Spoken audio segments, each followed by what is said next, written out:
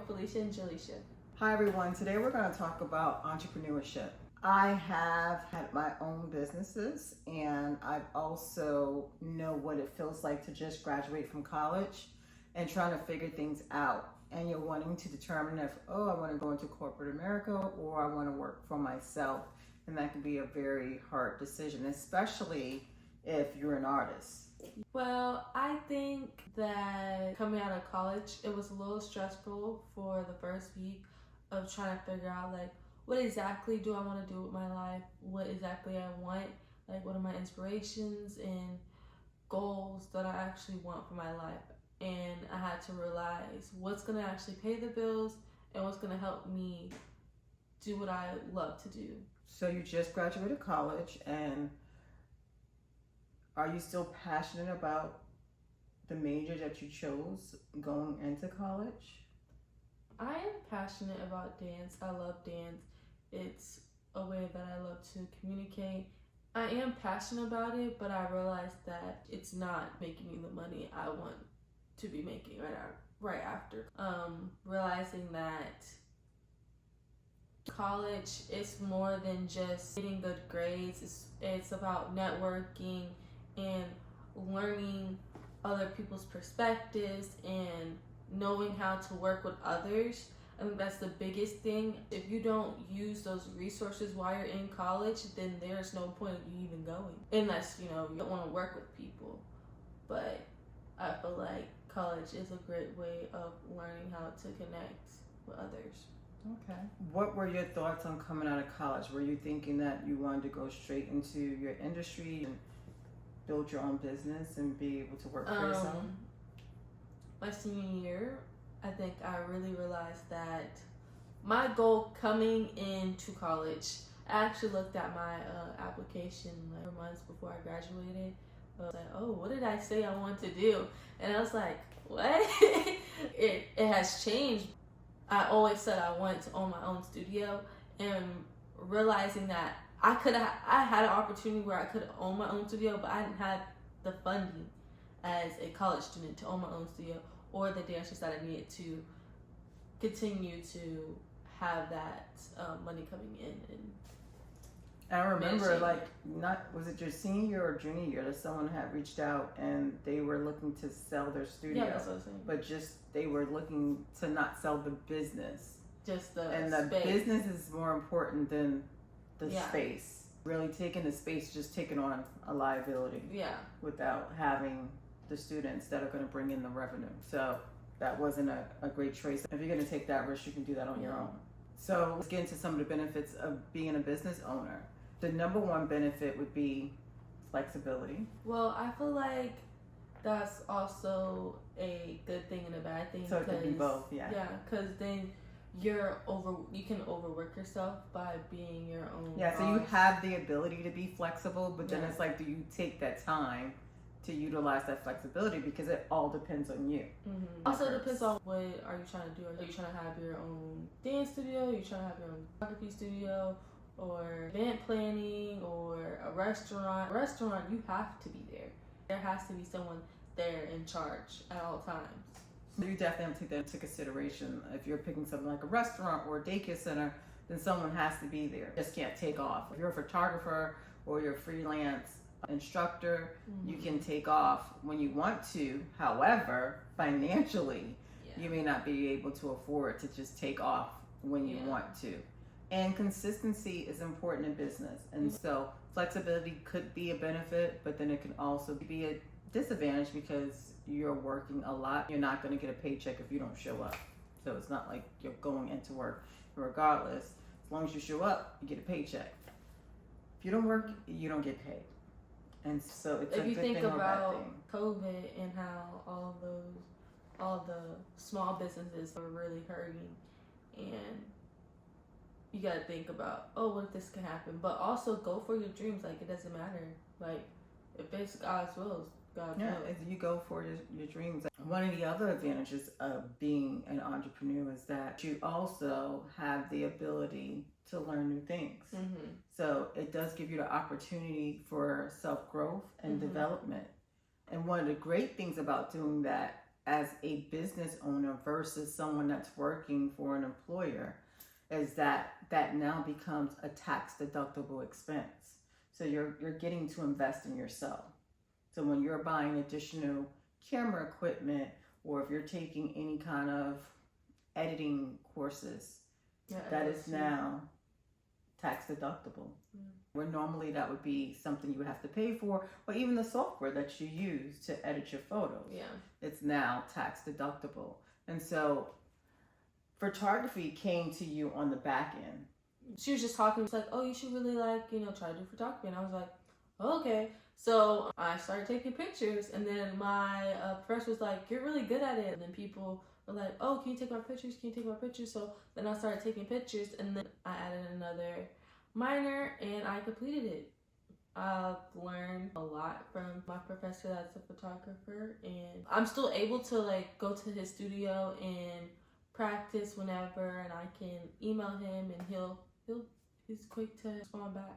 So to your point, this brings us back to that whole networking thing, that when you make those relationships, you can continue to keep those ties. The same thing with your dance professor as well. Yeah, she wants you to come back, and whenever you have time to join in. Was that the movement therapy? Oh yeah.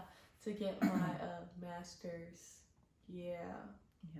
So that would make you a physical therapist if you were to do it. Mm-hmm. That would be another science. So you do have that networking with her. You have that connection, that relationship, so that if that is something you want to do in the future, that's someone that you can reach out to.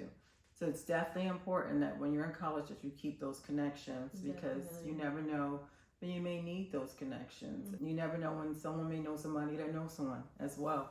So it could be an indirect connection. And the third advantage of being self-employed would be being the boss. So you would be in control of your own financial future, and you will also be able to develop your own team. So you get to pick the people that you work with. So you can pick people that, not all that are exactly like you or like-minded, but maybe that have the same passion for the business that you are promoting. So I think that that's a good thing too, because sometimes when you work in a corporate environment, people are just given to you, and you guys don't always mesh because you just don't. And so it's a little harder to control that because you're not 100% in control. And so when you are the head person in charge of everything and all things, you have the ability to handpick your team. And so that is a benefit as well. The other thing is it gives you the ability, and I'll say this is number 4, but this one is really important, especially for what we promote, and that is the ability to create generational wealth. So you starting a business, and especially starting a business off as something that you're passionate about. I knew she was passionate about dance, but then I saw that she was also passionate about photography. And whenever she took pictures, it was a photo shoot, okay? So you couldn't just give her a camera and say, take a picture. It was a photo shoot. And so I realized she had a passion for that as well. And sometimes people can see a passion in you that you don't see. It's amazing. And then your professor saw it in you as well. But this is now a skill set that you can pass on to your children, that they can actually make money doing.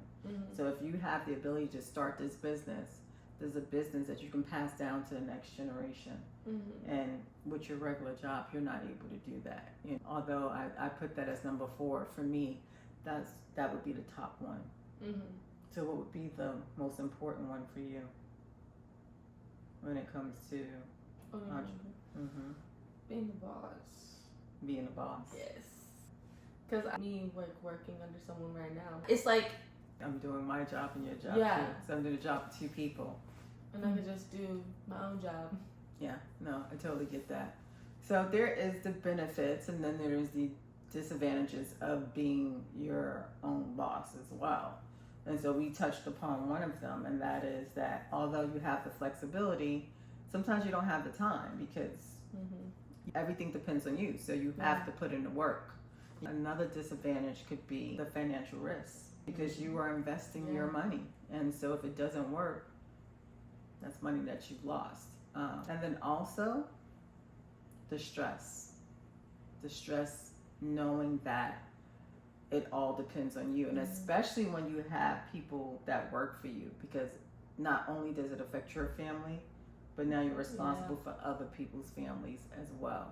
And so that stress could be a lot. Yeah. So you really do have to take that in consideration. I've seen people that have dance studios and they take money out of their other job paycheck to pay their employees, and that's not okay. You gotta pay your people. But sometimes it's necessary, and that's why I believe in the combination of the two. Yeah. I believe that you should follow your dreams, you should follow your passions. I think that you should start a business. However, at the same time, I think you should have a stable income. You should work for someone else and have flexible hours so that you can also focus on your passion. And so right now, that's what you're doing. Yeah. Yeah. Yeah. So work under someone until your income is able to support you. So what you're saying is not only have a consistent income that comes in, but then also in the thing that you're passionate about, maybe not be the owner, but work under someone so that you can get the training that you need and the knowledge that you need to then start it for yourself. Mm-hmm. And that makes perfect sense. Even with that, it doesn't always have to be a paid situation, because you have a photographer that you work with and you're an intern for her pretty much, right? When you go out on these shoots, because she gets flown in from all over the country to shoot for dancers. She's worked with who you said? Avenali, Atlanta Ballet. And I think that's like so wonderful. Like one day I wish to be there where she's at. Like she doesn't have any other job. That's her job. This is what she gets paid for. This is what she does. Yeah. And so when you did go on a shoot with her, what were your responsibilities? Do you feel like you learned being there? And I learned how to help the dancer get that pose that you're looking for. You're supposed to make the dancer look better than what they actually are. And with even I did a photo shoot with her, and she pushed you to a limit where you didn't know you can go. Instead of the dancer just pose, no, elongate and make sure that leg is straight, point that toe. You have to actually coach your dancers through the shoot and not just tell them to go somewhere. That's how usually like a regular dance studio photo shoot goes. Someone just takes shot, boom, we're done. And with her, it's more of an experience, more of you're coaching me, and I feel like I'm an amazing dancer. And that's how I want all my photo shoots to go, even if they're not even dancers. If we're doing a couple shoot, dip her. Like I want them to feel like this is a moment, this is a memory that is gonna last forever because of this picture. Absolutely. And then you also submitted some pictures to the High Museum. Your debut as a professional photographer. Yeah, it was fun. Yeah, that was nice. Pictures. And so that's the other thing, take advantage of opportunities as an entrepreneur, because sometimes you think, that's not a big deal. But it is a big deal, because those are things that you can add to your resume when you're trying to find freelance gigs, that you can say that my work's been featured here. Yeah. So that's important. Now going through the experiences that you've gone through, are you still trying to open up your studio? Where are you at with that dream? You're just working towards it? As of right now, I'm working to get my name out there. Okay. Like Jalicia Costa. I want people to know my name. So right now you're branding yourself? Yes, I'm branding myself. Okay. And then once I get to halfway point where I can like kind of be financially stable, then I'll be pursuing the studio. Okay. What timeline have you put on that? I don't want to put a timeline on it. I've learned to not put a timeline on things because it may not happen. And if God tells me you're not ready, so. Everything's in God's timing. Not mine. Got it. That's a good way to look at it. So no pressure, but at the same time, for God to bless you, you have to be working towards something. Yeah. So you have to be making steps towards it. You can't just say, God, bring me a studio one day and I'll sit and wait on you. Yeah. That's not how it works, right? Yeah. Because, God gave me this dance opportunity, this teaching opportunity, and I don't remember praying about it. He gave it to me. He was like, he told me to let something go. He was like, boom, here you go. And I was like, oh. But that thing that God was telling you to let go, and we're not going to get into it because, when you're still in the midst of dealing with something, sometimes it's just too soon to talk about it. But when God had to hit you with a brick, I mean, when I tell you, everywhere we went, people were telling her, like,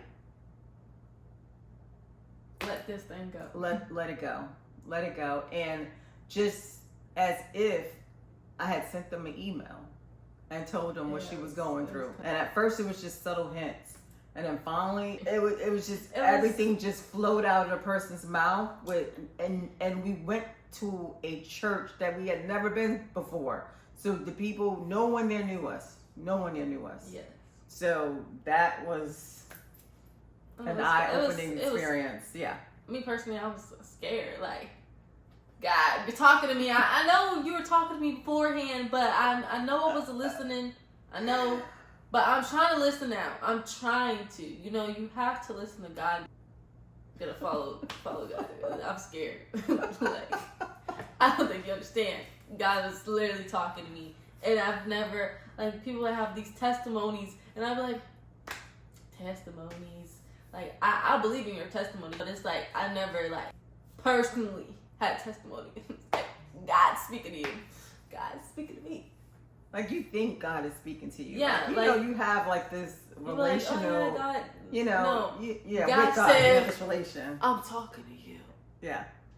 God was like, okay, I'm not gonna feather you, like, tickle, tickle, tickle. No, he was like, boom. Because God was doing it. Like, I kept getting, like, things on social media or whatever, and my friends, they're like, yada, yada, yada, yada. And I'm like, yeah, I'm listening.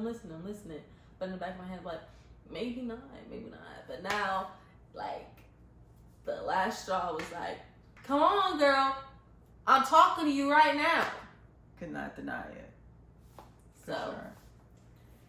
So, Yeah. So, all in God's timing. God's timing, not yours. Meet God in God's timing, but you do the work so that you're prepared for whatever He may bestow on you. And if it's a gift that was given to you from God, then He is going to bless it. And with giving up that thing, I realized that I wasn't ready to endure whatever that was. What that road would have led you down to. Yeah. That wasn't for you. That was not your journey. Yeah, it wasn't. Yeah. I have to realize that. Yeah. So that's a good thing. Although, yeah. I will say that. Back to reality. So, coming back to entrepreneurship. So now you've been setting yourself up on social media with your photography business. Yeah. Make sure you follow me at j.c_images. Oh, was that a plug? Yes. Make sure you follow me. If you have any photography needs, make sure you DM her on social media. I have really good rates. I do. Okay. So check her out. She has really great photos. And especially if you're a dancer. A lot of dancers, they have regular people taking their pictures. They don't know what they're looking for. They don't know the technique that you need. You need a dance photographer to take your dance pictures. Who is a dancer. Yes. So you get the benefit of that. And yes. So that is a great reason to reach out. So find her on Instagram at j.c_images. Okay. And so you have that business. I actually have two. One, we have a t-shirt, DTF printing and embroidery. Mm-hmm. And so this shirt here was created by our company. So in the mirror, Felicia and Jalicia. And then this shirt here was also created, which is our generational wellness, is what we promote here with our team. And so we are promoting spiritual, physical, mental, and financial wellness. And if you guys are looking for one of these t-shirts, we will be selling these. Follow us on Instagram and we'll be able to get one of these shirts out to you. We have different shirts that we sell and we customize the shirts if you need anything customized. Reach out to us if you are looking for branding for your business. Yeah. And remember that a long time ago, it was tax deductible to write off my suits. Great, yeah, if you're working at a funeral home, like you have to, your uniform is a suit. Okay, you can write that off. But for your business, whatever you're wearing for your business has to have the logo on it for it to be counted as a tax deductible item. Good way of just, branding yourself and getting more business. I go to the gym and work out. I am wearing a shirt that promotes our channel, So branding your business is very important, and so that's what I'm here for. So I do have, like I said, a t-shirt, an embroidery business, and then I also have a business consulting for branding as well. And so I have those two businesses, and it's allowing me to develop myself, and it's motivating growth, and also I would even say confidence. When you're working for yourself, there's a certain amount of confidence that you have to have in the work that you're putting out into the world, and it changes how you view yourself, and therefore it changes how people view you. Because people know how to treat you by the way that you treat yourself, and the boundaries that you set for people around you. That's deep. It's business, but it's I was just thinking about life. For life in general, like that is what you do. It's how you respect and treat yourself is how you teach other people to respond to you. I feel like she just had an aha moment. Like, wait a minute, what have I been doing? Not what I've been doing, but it's just like what thought is in your head right now? When I say that, what came to mind? We're not talking about Please that. share. Okay, share without sharing. It was just like the thing that you were supposed to let go. You let that thing come back in your life, and it made it seem like you didn't have respect for yourself. Because you cannot have boundaries and draw a line and say, okay, this is my boundary and this is what I'm standing on. And then instead, when a person starts to cross that line, you stand back and you draw another line. You can't do that.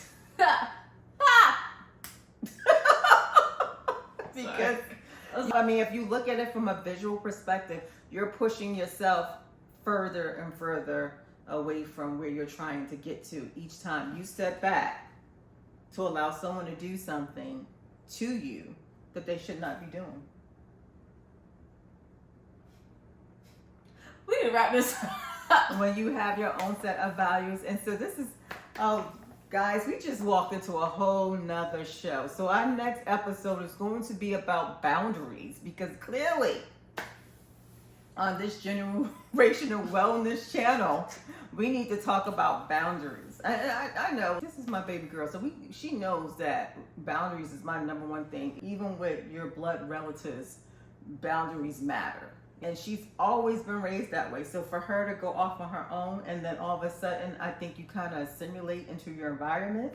You forget who you are and who you belong to. I'll say it that way. Who you belong to. Yeah, and that is God. The Lord. Yes. Lord and Savior. And when you forget, He will hit you with a brick. Yes, He will. So we're going to talk about those boundaries on another episode. God knows you. He knows you 100%, and that's the thing. And I don't know what we were listening to, because like you were saying, there was a lot of things on social media. It was just crazy. That would come like rushing, like out of nowhere. But one of the things that was a really good message was that your enemy knows what you want as well. And they will give you what you want to lead you down the wrong path. That was a good one. Because when I tell you, the enemy sent exactly what she was looking for. And anyway, with the exact words and language that she wanted to hear. Yeah. So you have to be careful. Anyway, you definitely got to be careful. This is a wrap. This is a wrap. So yeah, we're going to have to wrap it up. So, entrepreneurship, here we go. It can give you flexibility. It can also grant you generational wealth.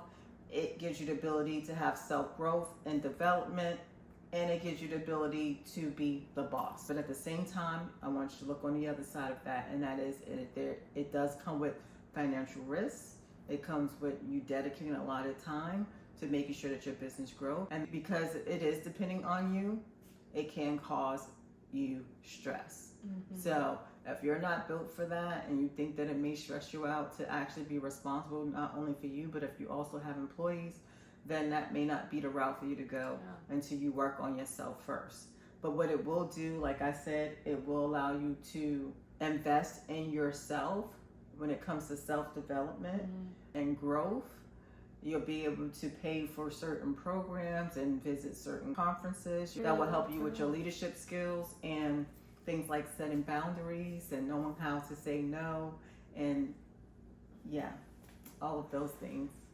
But you're going to be okay. Hey, wow. This is supposed to be about generational wealth. And like we said, it will give you the ability to create generational wealth. That's something that you're passionate about, a skill set that you have. You'll be able to pass that down to the next generation. And that's always a great way to create generational wealth for you and your family. We want you guys to join us again on the next episode where we'll be talking about boundaries. See you next time on In the Mirror, Felicia and Jalicia. Make sure you comment, like, and subscribe. Also, follow us on Instagram.